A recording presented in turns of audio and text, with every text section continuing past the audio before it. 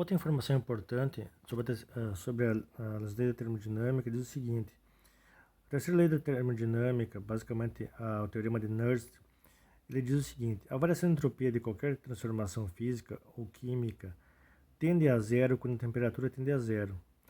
Nessa temperatura zero Kelvin, admite-se que todas as estruturas estejam nas suas formas mais perfeitamente ordenadas, ou seja, estejam nas suas formas mais estáveis. E então a variação de entropia nesse caso é zero. E a lei de Gibbs, que ela nos define como sendo ΔG, a variação de energia livre de Gibbs, como sendo a variação de entalpia menos a T ΔS, ou seja, ela avalia um processo a temperatura constante e pressão constante.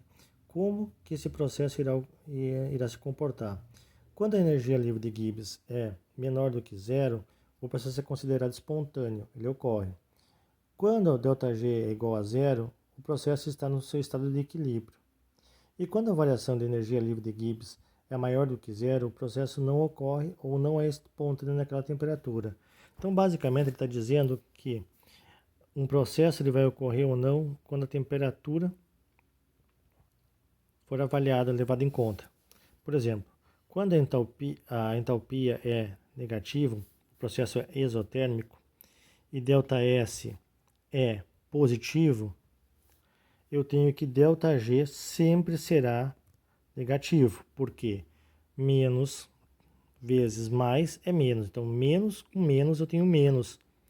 A somatória desse processo, a energia livre de Gibbs sempre será negativa e o processo sempre será espontâneo, ou seja, um processo cujos reagentes são menos estáveis do que os produtos são mais estáveis que os reagentes, e a entropia do processo aumenta, sempre será um processo espontâneo. Quando a variação de entalpia é negativa, ou seja, os produtos são mais estáveis do que os reagentes, e o ΔS for negativo, eu tenho que avaliar a temperatura. A temperatura vai definir se o ΔG é maior do que zero ou se o ΔG é menor do que zero. Porque eu vou ter ΔH negativo, menos, com menos, fica mais. A variação, a equação T ΔS ficaria com sinal positivo, então teria negativo e um positivo. Então, vai dependendo da temperatura, o processo vai ser espontâneo ou não.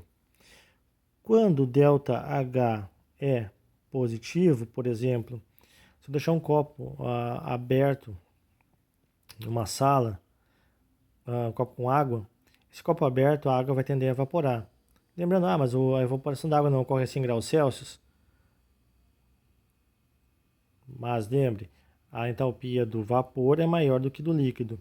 Então, naquela temperatura, uma parte da água começa a evaporar e aí sim o processo ocorre. Então, se ΔH é positivo e ΔS é positivo, eu tenho na equação que avaliar a temperatura. Quando a temperatura aumenta, o negativo aqui aumenta, porque menos T ΔS, aumentando a temperatura, eu tendo a fazer com que o processo ocorra de modo espontâneo. Um processo cuja variação de entalpia é positiva, ou seja, os produtos são menos estáveis que os reagentes, e a entropia é negativa, é um processo que nunca irá ocorrer. Então, eu tenho um processo que nunca irá ocorrer, um processo não espontâneo. Então, a variação de energia livre de Gibbs define um processo, se ele é espontâneo ou não, e em que condições de temperatura ele pode passar a ser espontâneo ou não.